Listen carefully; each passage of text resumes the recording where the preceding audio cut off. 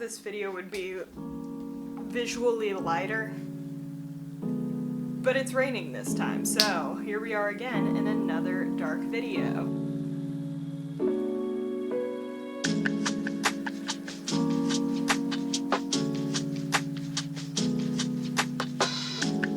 Welcome back to the channel.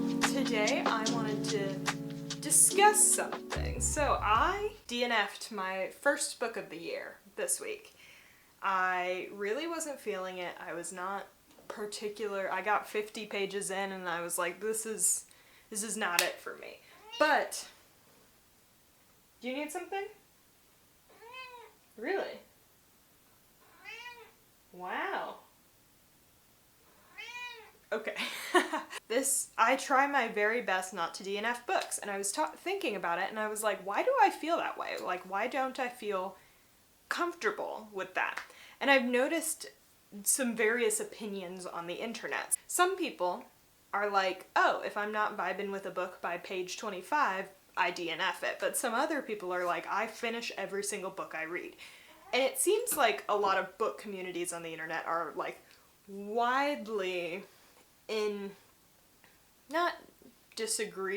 don't widely disagree with each other by any means, but everyone kind of has their own opinion of DNFing. And I know I personally, as a reader, feel a little bit of guilt when I have to DNF a book. So why is that? Like, why do we apply so much pressure to ourselves to finish everything we've started? And obviously, a lot of people do not feel the same way that I do in regards to DNFing books.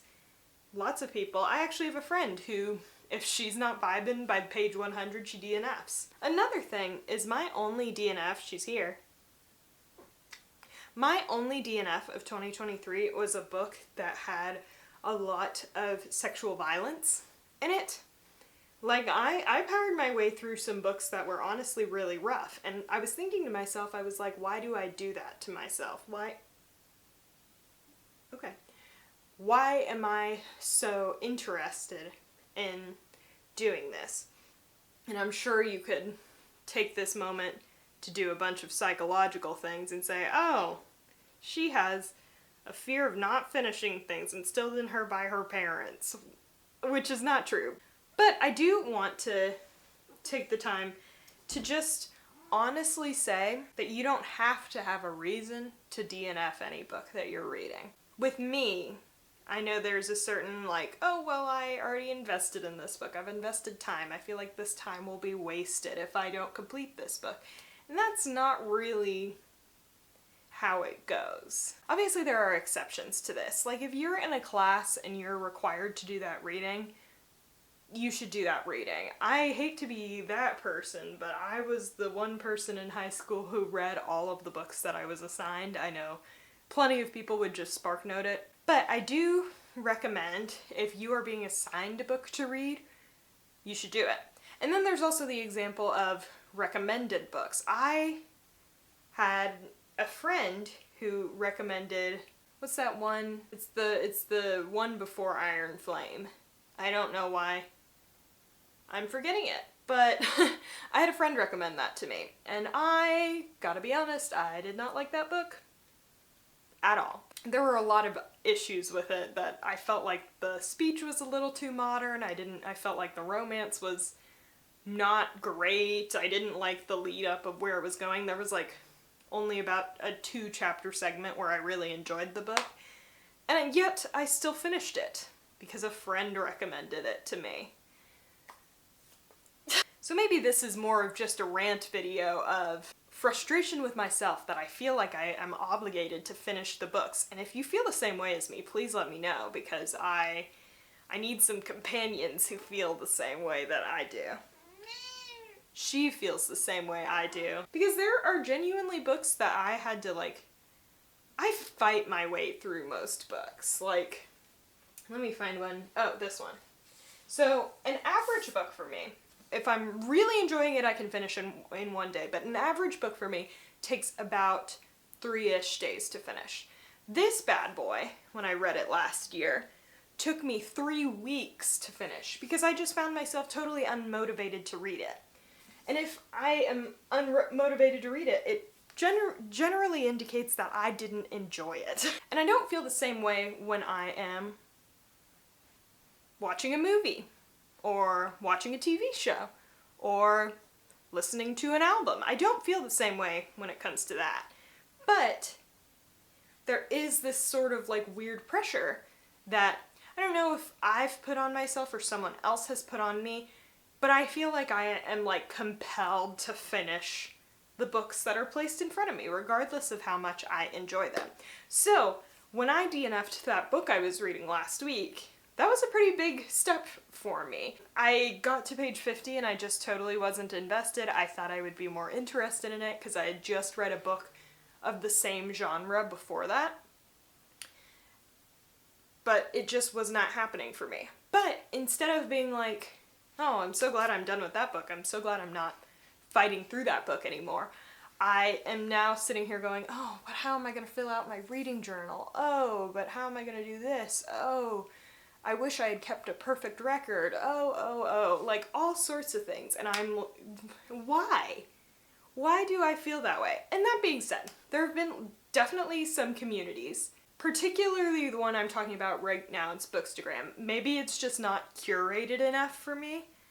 It is so dark. Am I gonna have to turn a light on?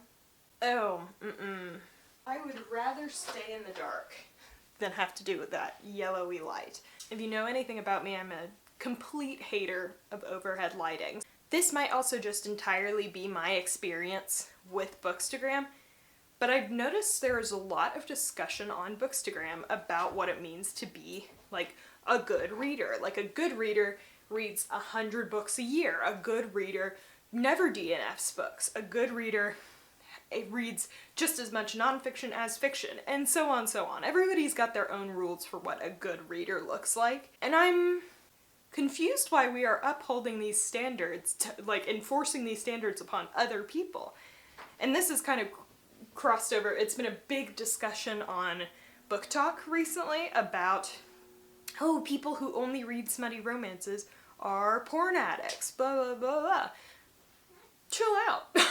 Mind your business. Why do we feel the need when we're taking something and we're enjoying something? And this can be applicable for anything. Obviously this is a book reading channel, but this is kind of applicable for anything.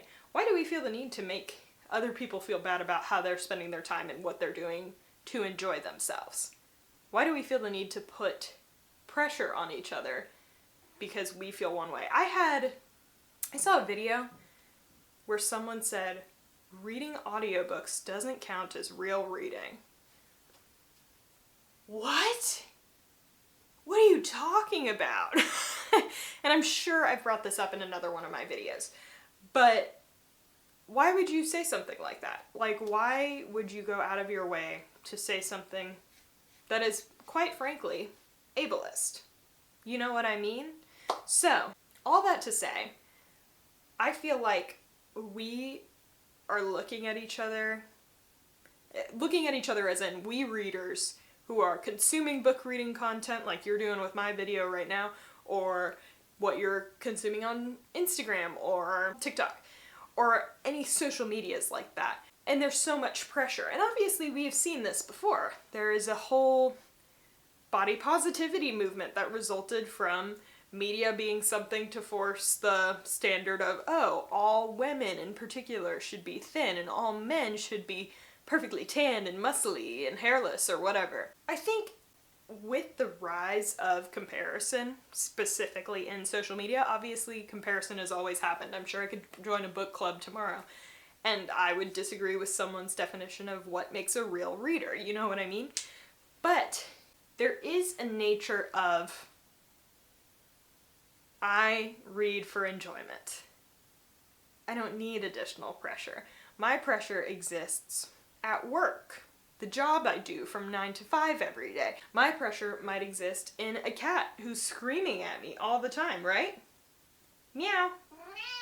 Exactly. Perhaps this video is all to say, perhaps this very rambly video is all to say, don't feel bad if you don't hit all of your reading goals, or if you do something you were not expecting or you were not trying to do. I think it was dumb that I even set that expectation for myself that I didn't want to DNF any books, because obviously if there are books I've never read before, I'm picking up for the first time, I'm not going to enjoy all of them.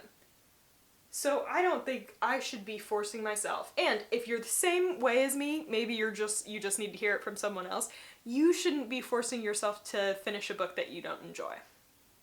Like, you don't need to do that. I don't need to do that. DNFing.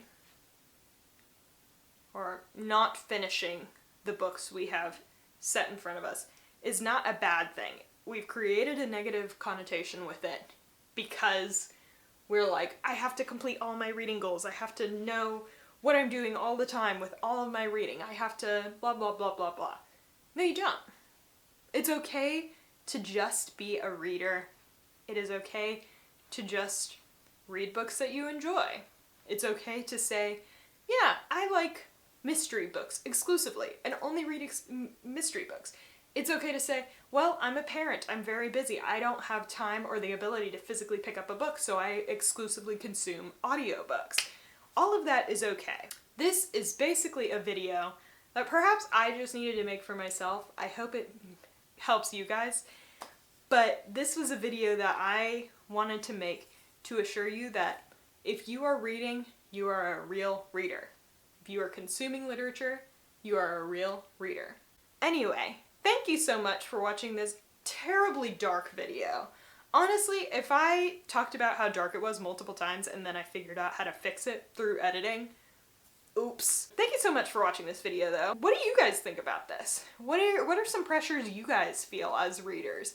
What is something that you feel bad if you have to do with your books? Please tell me down in the comments. I try my best to respond to all comments. I try my best to be involved with you guys. As always, like the video if you enjoyed it. Subscribe if you haven't. Click the bell if you enjoy the content I'm making. And go reread your favorite childhood book. Read something that makes you very happy and comforted. And of course, go visit your local library.